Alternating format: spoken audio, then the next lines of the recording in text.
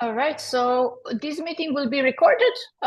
It's 5 o'clock CET. I think we can go live on Pablo.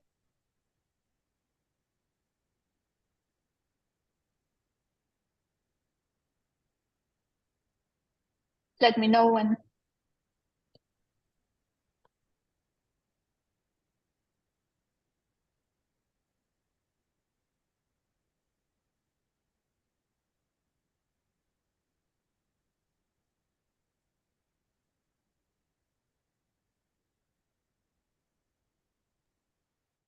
Mirela, we are live.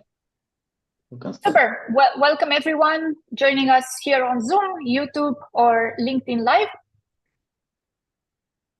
We're very excited to have you here and dig very fast into today's topic, which is a special edition. This is me. I'm your host, founder of Product People, and currently also focusing on advisory and other CPO related activities like mentoring people and setting up the product organization for success. And this is also why I self-volunteered to host Kate today, as Kate wrote a book about hiring product managers and is also coaching leaders, so managers of product managers.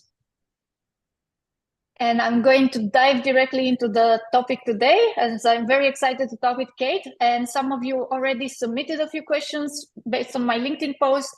If you have burning questions about coaching PMs and how to be a good product leader yourself, feel free to submit them in a platform that you're joining from, and we'll prioritize and answer them based on where this fits in the conversation. So Kate, over to you for a quick intro. Sure. Thanks very much for having me. So I have about 25 years experience in and around product. For the last 12 years, I've been an independent consultant and advisor working for organizations of all shapes and sizes. About 7 years ago, so about 2016, 2017, I began to realize that a lot of the work that I was doing with organizations, the clients would come to me and we'd start talking about product in one way or another, be it a product strategy question, road mapping, OKRs, whatever it might be. But then about 5 minutes in, I realized that the questions were becoming quite personal in nature. So we were shifting from strategy and getting the team on board to, I don't think my team likes me, and I don't know how to get my team behind me, and why won't my manager listen to me, and do I even want to be doing this for the rest of my life? And I didn't feel equipped to answer those questions, really. So that's when I went and actually started doing training as a coach. I didn't do it to become a coach, but just to kind of have those skills with me as I was doing consulting at different sorts of product organizations and helping them go through change and transformation. But over the last few years, there's been a huge pull into coaching, as a lot of you in the product world know. So I've gone back and become accredited as an executive coach. And so I now work with product leaders and executives at global corporations, at startups, and everything in between. And the coaching that I do is it's not helping these product people develop product management skills. It's not upskilling you on how to build the best roadmap or how to develop the best OKR or how to do the best discovery process. Instead, it's more around your leadership skills and how to communicate really well, how to improve your influencing skills, how to help your team members develop. So that's what I really focus on now. I focus on leadership development with product leaders and executives. So that usually means people who are head of products or CPOs or VPs or directors or ICs as well. So principal product managers I work with, senior principal product managers, and things like that. So that's a quick overview of me. Amazing. So you already covered the definition of a product leader. So a person who manages product managers, and that you can also be a senior independent individual contributor, like a principal, that can benefit from leadership skills as they need to work cross-functionally a lot, especially in larger organizations. So what are the coaching skills you find essential for product leaders? So there are quite a few, actually. So in becoming a coach, I guess one of the things to mention is it's not to become a coach in its entirety. It's to learn a few coaching skills and actually bring them into your leadership toolbox. So that's things like having the ability to form a different type of dynamic, a different type of relationship with your team member. So traditionally, in a lot of product organizations that I work with, we're all accustomed to a very directive style of leadership.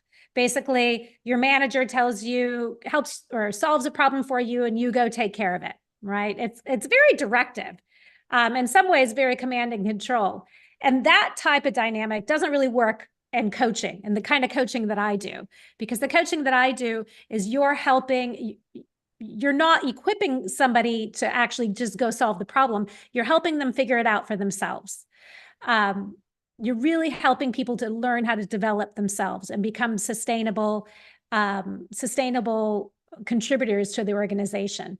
So with that, you have to have a complete shift in how you really form your relationship when you're in more of a coaching mindset. So that means you're not telling people what to do. You're asking them lots of questions to help them figure out the challenge and how they want to approach it. That means that you're listening and not just kind of, bobblehead, nod and smile listening, but you're actually listening to everything that's going on around them, listening to what they're saying and what they're not saying, listening to what's happening and the gaps and the silences. You're really leaning into a different kind of relationship with this person. And you are, in many ways, there to kind of help them feel safe, help them feel secure, and help them figure out the challenges that are there for them. So it's hard to kind of encapsulate that into some simplistic skill sets beyond, building trust and listening, active listening and powerful questions. But those are kind of some of the building blocks to developing essential coaching skills. Amazing. So this came from Mirza Besirovic versus on LinkedIn. What are the major differences in coaching juniors versus seniors for PMs that you noticed? It's a really good question because, within our product world, there are so many different types of coaches, right? We do have coaches that will help you develop in a specific skill set, be it OKRs or discovery or design sprints or whatever it might be. And then we have coaches kind of like me who are there to help you develop more personally and in a leadership arena. So I think people that are more junior are more apt to more of kind of that training level of coaching because they don't know a lot yet, right? They're just learning. Having a coaching approach like the one that I advocate is more suitable to folks that are a bit more experienced and more mature. They already know what their strengths are and their weaknesses are and what their weaknesses are, and they want to make a difference there. They want to change that. So they know enough to know that they don't know it all. So for the junior folks, I would say it's more of kind of a training approach. It's more of if you want to call it coaching, it's a more of a skills coaching experience versus if you're more senior, more experienced, I think that's the time to have the coaching conversations that I'm talking about. Awesome. Would you like to share an anonymized horror stories of some cases you've observed where things didn't go well? As I know PMs tend to complain about their managers or their managers' managers and so on. So I think it's interesting to see this from you as you come with an outsider perspective in a lot of these organizations. Sure. Yeah. I would say the biggest horror story that I've experienced in coaching is when the person in charge, whoever that might be, if it's a CPO or a CEO or a director or VP, believes that there should be coaching for their team, but not for themselves, right? Because they already know it all. They've already got it all figured out, right? So they don't need a coach. And that just creates a really tense situation because everyone within the team that might be receiving coaching is learning new skills. They're learning more about themselves. They're learning how to handle more challenging conversations in a different way in challenging situations. Whereas the boss who's opted out of coaching is just kind of staying status quo. So it creates situations where there's growth within the team, but not growth within the leader, within the primary leader. And I'd say that's the biggest horror story, because they also obviously don't have, for the most part, don't have the self-awareness to know that they don't know it all, and that they could use some coaching and they could use some development as well. Because if you ask me, I don't think I've ever met anyone that doesn't want to or doesn't have an opportunity to continue to grow and learn. So I'd apply that at any level of an organization. So ideally, when I go into coaching engagements, because I often work with larger organizations, and I work with a number of leaders within that organization or a leadership team, if the person in charge decides that they don't need the coaching, that's a red flag to me. That's a very good answer. Thank you. So then looking on the PM side, how can a PM detect that their manager or product leader uses coaching techniques? Well, so they're going to be, your leader, your manager would be asking you questions. So if you're a PM and you're going to your leader or your manager and you're looking for help on something, if they tell you exactly what they think you should do and tell you to go do it and report back on how that went, that's not a coaching leader, right? And there's nothing to say that at times everybody needs to do that, right? One of the main things that we talk about, I have a course that I offer for product leaders to learn these coaching skills and bring them into their leadership style. But one of the things that we talk about from the very beginning is not every moment is a coaching moment, right? So as a product person, if you're going in and getting that kind of solution response all the time, that's a sure sign that your leader isn't adopting a coaching mindset, isn't adopting a coaching approach. Also, if they don't give you, I guess if there's just not an opportunity to talk more about yourself and what you're wanting, the challenges that you're having and the areas that you want to grow in, to actually have those personal development conversations, I'd say that's a red flag as well. But at a fundamental level, if they're just giving you a response and telling you what to do every time you're coming and asking them for some kind of guidance or help, that right there is your biggest red flag. You want leaders who are going to ask you questions, who are going to engage with you, who are going to give you a chance to think through what the solution might be. Because whenever a leader is adopting a coaching mindset, they also need to kind of switch to this belief, this fundamental belief that your team member, the person that you're working with and managing, has the capability, has the skill to solve this problem on their own. Right? You don't have to do it all, which is like a huge mind shift for a lot of people. But as a product manager, you want to be able to see that. You want to see that they're going to give you a chance to figure things out. They're going to guide you. They're going to ask you some questions to help think through it, but they're going to give you a chance to explore options for yourself. That's great. And I would have a follow-up on that coming from Lochan via LinkedIn. Mm-hmm. What are the most effective knowledge transfer methods you've noticed, since the managers of today are creating the managers of tomorrow in a healthy enough organization where people have an opportunity to move up? Or as a simpler rephrasing from JP, how do people share important information in a way that helps new leaders learn from current leaders on how things are done inside a product management organization?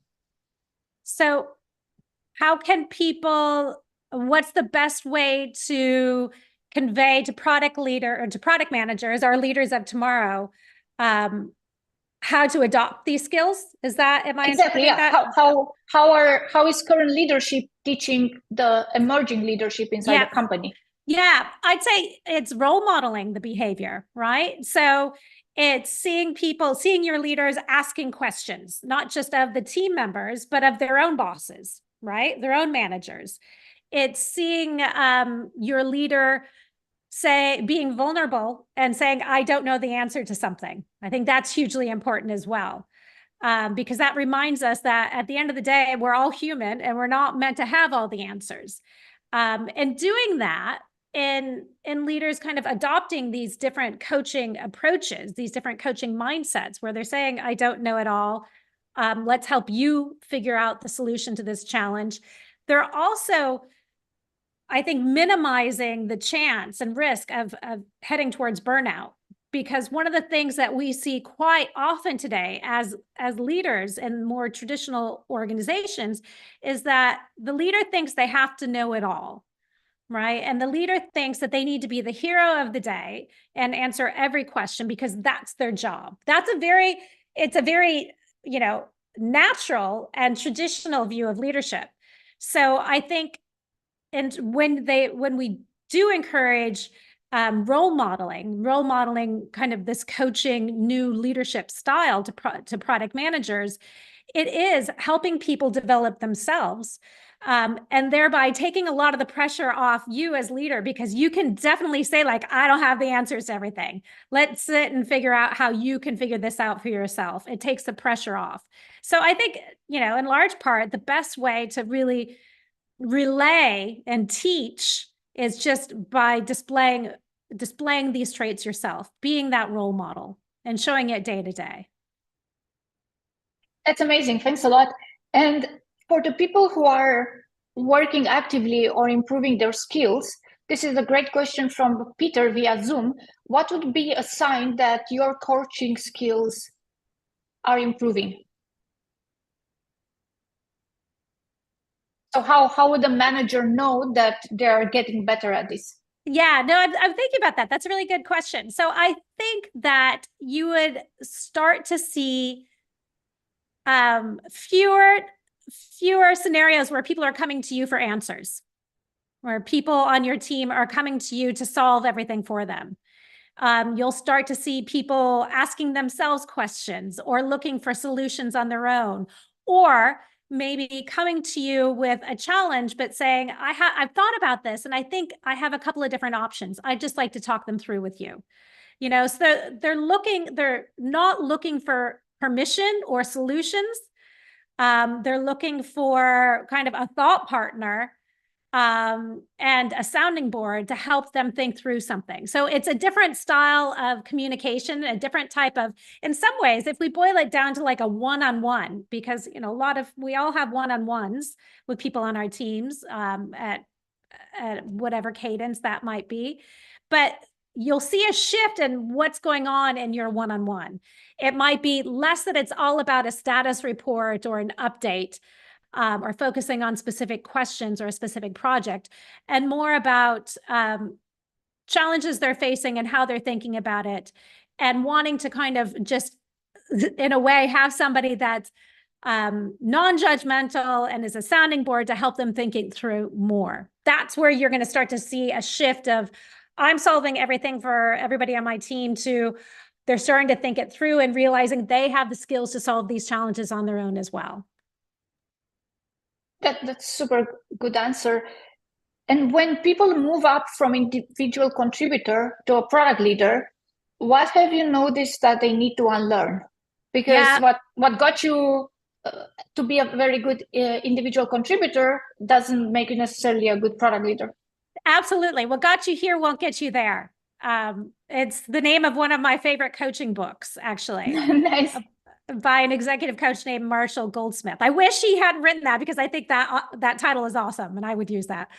So what do they need to unlearn is that it is various, like the skills that they've learned that have gotten them promoted so far, really good skills in a certain area of product management and a certain area of discovery or delivery, are not the same skills that are going to help them at that leadership level.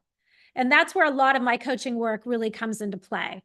So instead of focusing on, figuring out the right OKR or KPIs or the delivery process or the discovery process, whatever that might be, instead of doing that, you're going to be focused more on things like your influencing skills. You're going to be focused more on how you're working with a different type of team, a leadership team, and a different type of peer, a different type of colleague. You're going to be focused on how to take on feedback in a way that you've never had it before. Because most likely, as a leader, you're going to be receiving feedback that feels probably a bit more personal. It's not just about work that you've delivered, as it was when you're an IC, that can be sometimes a bit subjective, or a bit directive. It's more about decisions you've made, how you've communicated something, tensions that might be going on in part of the organization that you're involved in, and how you're dealing with that. So it's a very different skill set. It's really stepping away from the product management skills that we know and we love and that we find comfortable into a different area of the work. So there's a lot of, it's not necessarily unlearning, but it's realizing you've got a lot more to learn. And it is a broader skill set and a broader way of thinking. Yeah, but on that side, I can also share a personal example. What we've seen in our company, when people start managing other people, the ones who do very well are the ones who can also deal with quite a lot of negative feedback well, because you're going to hear complaints about your direct reports, in our cases internally, and for sometimes in 360s at clients, and you need to understand, okay, is this an improvement area, or does this person giving the feedback misses the mark? But in any case, it's then more of how are we managing horizontally, how are we managing up, so there's still something you can do better, or defending the direct report, and to which degree and in which way, in which situation. So that's definitely a very important point. We also notice that people who tend to be easily rattled don't do very well on struggle to move up, because then you'll be dealing with so many of these emotional topics, and sometimes C-level writes very tersely and sends very abrupt sentences that don't ask ChatGPT to put a bit of fluff around it to make it sound nice.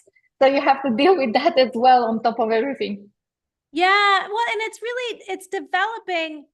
just developing in a different way, because, is there a way that you could be the C-suite person that, doesn't have a lot of time, but still can respond to an email in a way that doesn't feel too harsh, right? Or doesn't feel too direct.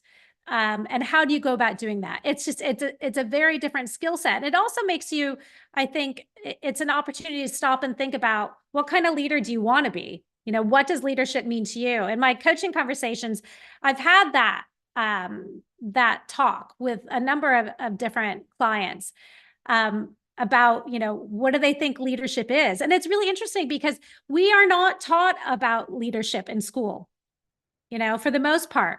Well, we can take a lot of courses about product management these days, right? And different areas of product management, and how to upskill ourselves and discovery and delivery and everything that goes on within. We don't have a lot of classes on what leadership really means. And I think a lot of that's because it's an individual thing, right? What leadership means to me may not be the same as what it means to you. Everybody is coming from a different background with a different set of experiences. So it's going to mean different things. And having the opportunity to kind of take a step back and think about that and consider how you want to be as a leader, I think is a really important thing for our new and developing product leaders to have a chance to do.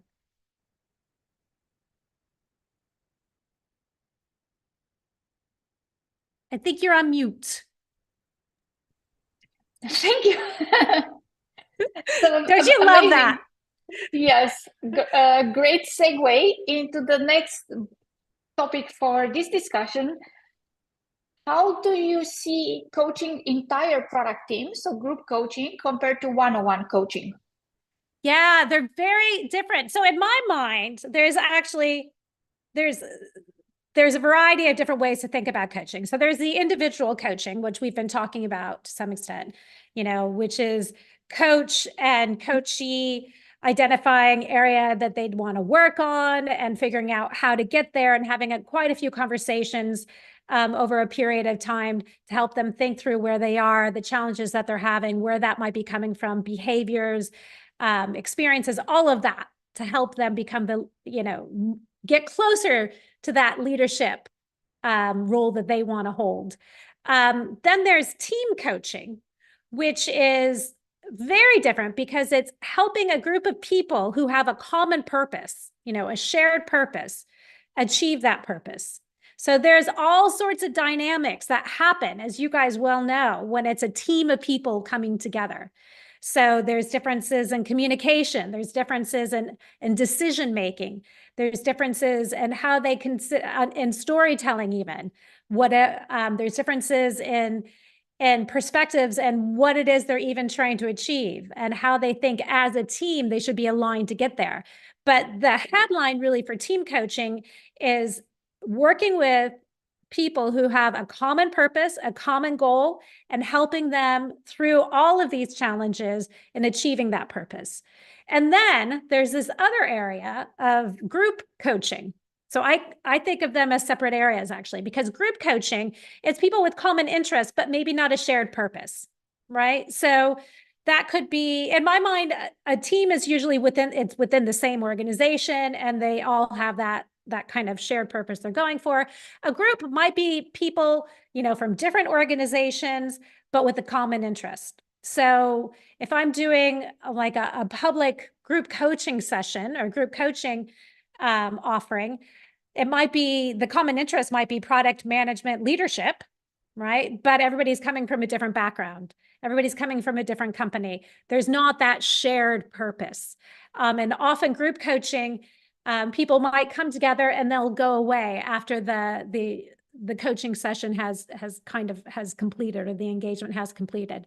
So they're different things entirely, but I think they're all really important, especially in organizations that are going through change, which every organization is these days. If not, we'd be pretty stuck. But I think it starts with the individual, and I think it grows to team. And I think group is always a good option for those that have that shared interest, but just not the purpose that's tying them together. Good. And I'm assuming this also makes pricing a bit easier to deal with as an organization. Pricing. Or is that a consideration you see at your clients when, let's say, a PM wants to get some coaching and wants to present that to their boss, or head of product wants to do it? Like, how should they pitch the differences? Yeah, I mean, they're different. It's different work entirely, in my mind. So the one-on-one experience is, it's a partnership between me and one other person. So what we're working towards, and the pricing then would be much different than if I were working with a group of, let's say, 8 to 10 people who are a leadership team or executive team, all wanting to figure out what that shared purpose might be, and then figure out how to get there as a team. So yeah, they're very different types of engagements, but there's nothing to say that, and often what happens is that I work with a leadership team, as a unit, and then work with the individuals as well. That way there's space to process everything that's going on with the team, help development on both levels. All right.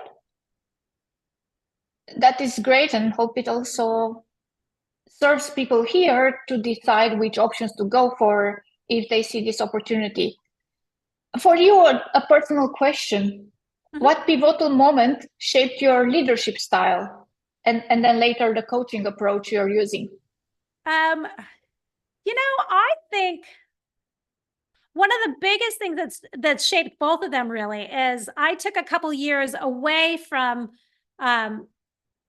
being in product management specifically, and I worked with an organization that was a future of work organization. So it was a consultancy, a virtual consultancy that worked with clients, helping to understand ways of working in a very different way. So we based the methodology on things like sociocracy and holacracy, and really this idea of people leading themselves and teams working autonomously. And while that's something we talk about quite a bit in product, it's not something we always see. So it was a really interesting experience to step away from just product work and working with product organizations, to working with culture teams, to work with marketing teams, finance teams, HR teams, everything across the board, and applying these different types of methodology that would make organizations ideally work in a very different way, be much more progressive and much more kind of open to new ways of working, to new ways of thinking about what it means to be a member of a team and what it means to be a manager or a leader. So I think that actually, that couple of years that I did that, brought a very different perspective into my thinking about leadership and about coaching overall. Cool, and that also is the journey we've observed. So the higher up a product leader goes, the more the role turns into general management, sales, and we also saw quite a lot of successful exits, either from mid-level PM or lead PM, becoming a founder at a venture-backed startup, or moving up the organization either through CPO or sometimes COO or CEO. So that is also very cool to see, because I think a lot of the dysfunctions of some organizations will be fixed if the people running them have a product background, as they understand how big of a leverage product management can bring to save money and make things just better, as well as adding value to the customer experience. So that's my, let's say, rose-tinted impression of how things could be better. So you mentioned if someone starts the journey of upgrading their product leadership skills, one of the things you mentioned earlier is your course, which the team can also link here. Another option you mentioned is bringing in a product coach, either having that person internal. We've seen some organization hiring permanent staff and rotating them across team, or bringing in an outside product leadership coach like yourself. So when looking for a coach, internal or external, what factors should be considered in this choice? What should organizations look for? And thanks, Mohammed, on LinkedIn for this question. I think one of the main things to look for or to think about is what you're hoping to achieve through coaching. You know, going back to that very first part of our conversation today around, you know, what is coaching and what kind of coaching are you looking for? Are you looking for something that's more product management skill space based, or are you looking for more of a leadership development space, or what exactly are you looking for? And from that, I think you'll have a better understanding on, you could take a step back and look, do I have these skills in-house or not? And start to answer a question that way. I think a lot of times it's preferable to bring in somebody from the outside, because somebody from the outside can be a bit more subjective, a bit more objective at the same time. You know, we're not tied to the exact outcome of your organization. We're not tied to the politics. We're not tied to the compensation, the promotions, all of that stuff, that the politics that often people internally can get wrapped up in, no matter how hard they try not to, and to be objective and neutral. So I think one of the reasons why I often recommend thinking about somebody on the outside is you're bringing somebody with a fresh perspective.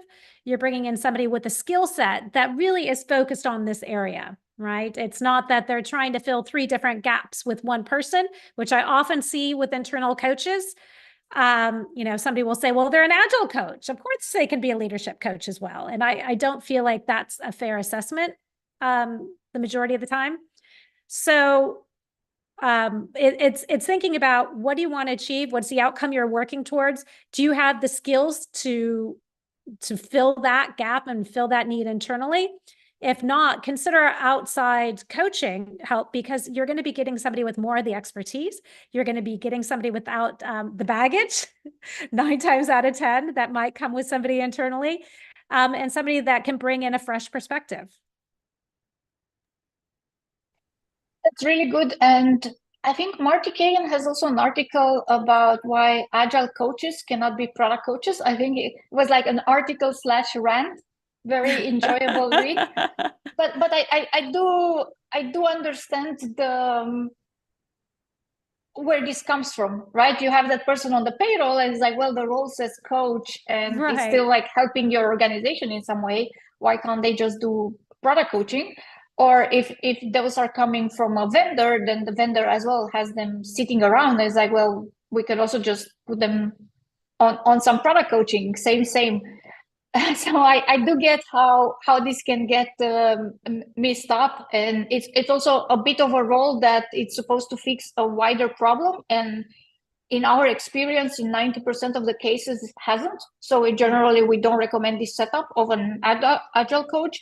But for leadership coach, we do recommend, because as you said, a lot of the problems end up being human and emotional and communication things that sometimes it's better to have someone else deal with it, and maybe someone else that's also not product people. So we're quite friendly towards senior independent vendors like yourself, because we could be accused of trying to sell more product managers if we say like, hey, this product manager is kind of underperforming, you should consider option, or this product leader is underperforming. But if you say it, you don't have an interest to bring your agency there, because you don't have an agency or an independent coach. So this also, we partner to manage potential conflicts of interest, and because we focus more on hands-on work. So I agree with the parenthesis of either not stretching people or not getting some people just because they have the title coach. That doesn't necessarily mean they will be good for product leadership coaching.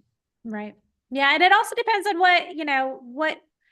what we're meaning when we say product leadership coaching, because, to your point there, that even as product leadership coaches, there are so many different types, right? There are product leadership coaches that might help you put together a strategy, or think through how your teams are set up, or your organizational structure and design overall. And those are really good and important as well.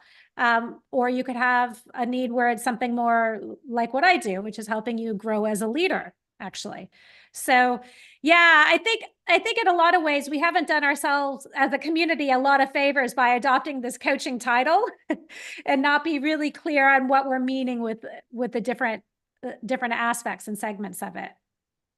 Yeah, I agree. And in general, product management is going through a phase of growing a bit more mature. So probably this will come with some more time. And as well, the market is really acting as a forcing function, because now everyone is more demanding on the product role. It can't be just like an IT cost center that pushes some Jira backlog around. So it's coming with a lot of pressure, which is pretty hard for the PMs currently trapped in between this.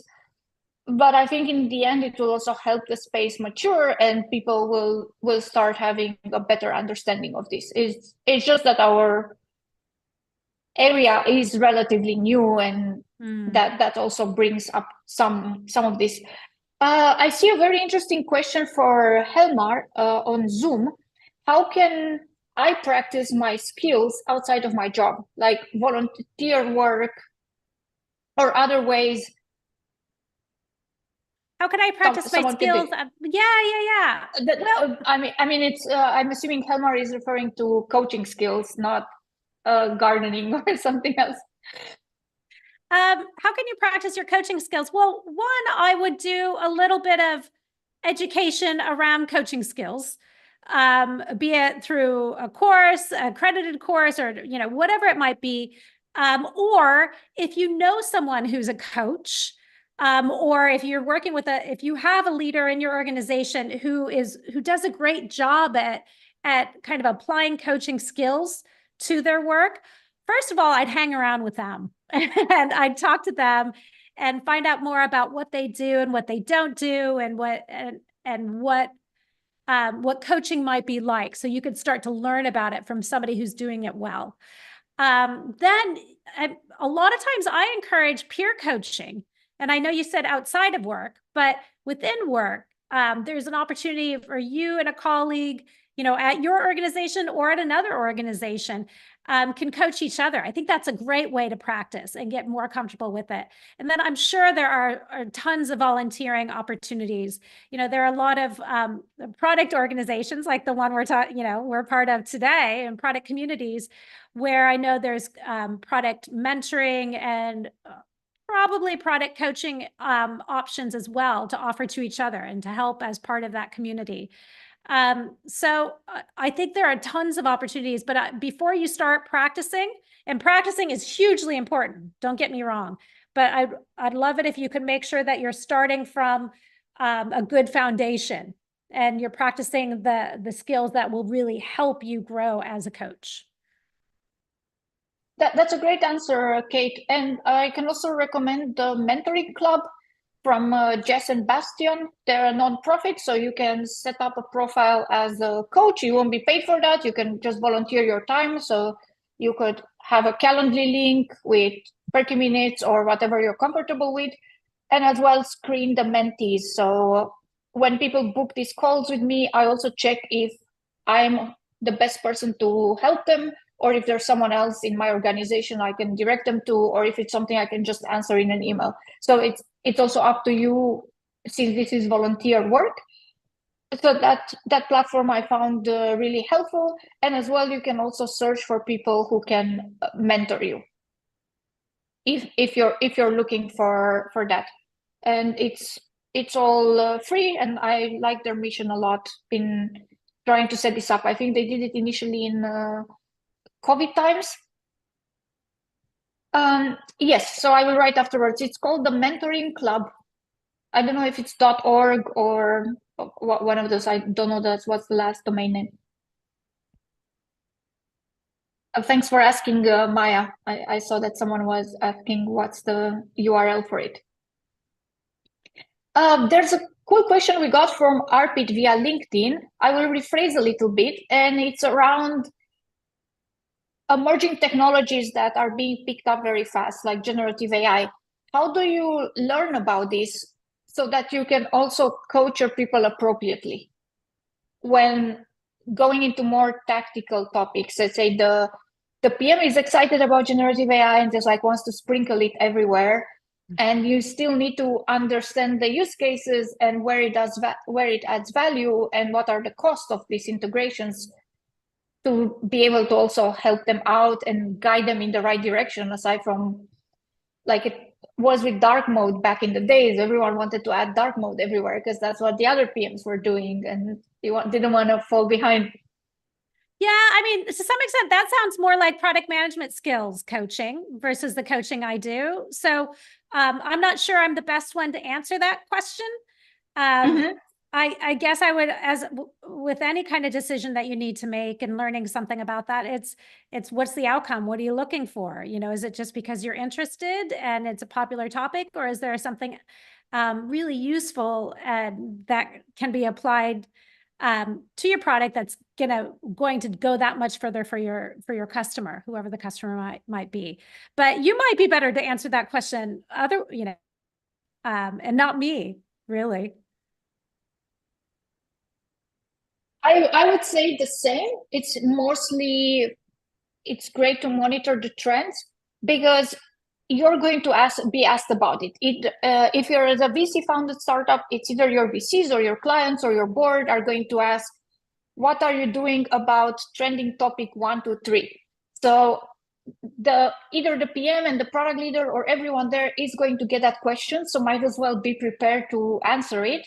In the same case, are we doing this because it's something we want to put on our deck, but then we don't invest that much and we just do something superficial? Or do we really want to investigate and see if it fundamentally changes what we do and who we are?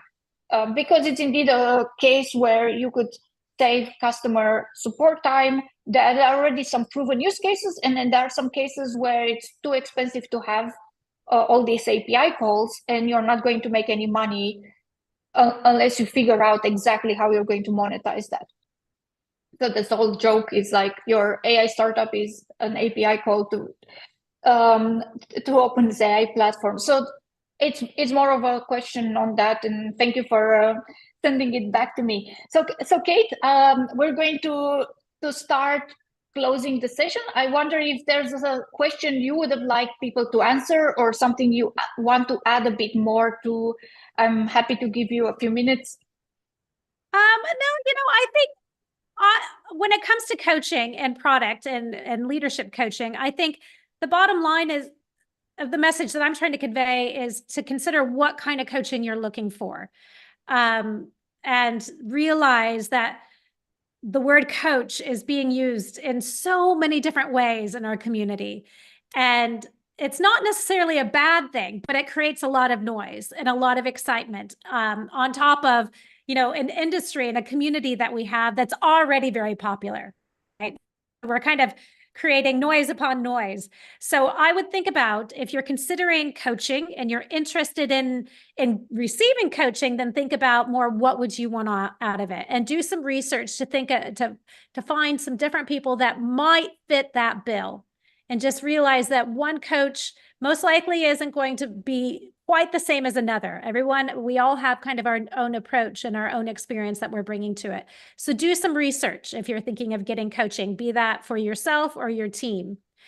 Also, I think I would say, if you're interested in getting into coaching, again, I would think about it almost as starting up your own business.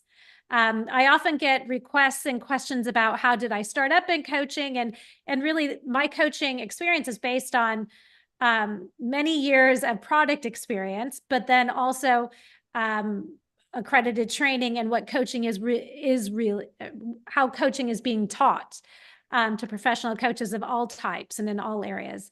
So it's a business, right? So think about the different kinds of experiments that you might set up any kind of business. So if you are interested in becoming a coach, think about what area, what's your unique selling proposition? How can you differentiate yourself? How can you back that up? Where would you find clients? How would you consider, setting up your own engagements? So I love the interest that people are showing in coaching. I just want people to remember that it's actually, it's something that we take very seriously, and it's a business in itself. So consider it that way. Do a lot of experiments, do a lot of thinking, approach it as you would a product in many ways, if you're thinking about getting into coaching as well. 100% agree with this. We also get similar questions, and it's even harder than a B2C product. It's like a B2B product. And so it's like the hardest possible sales, Champions League there. And go to market is the hardest. Go to market, maybe you get like the first, second client, but then to have a pipeline of those, that's super hard. And you see like a lot of people kind of try it out a bit and then see maybe it's not for them. But I think it's still good that some people try, and like you said, they need to iron out a very good value proposition like you have, Kate, but you're also on the market for very long and really fine-tuned what you want to do for whom. And I like that also from your messaging here, that you go back to that very often, whenever we try to distract you with questions that weren't on topic. So definitely love that.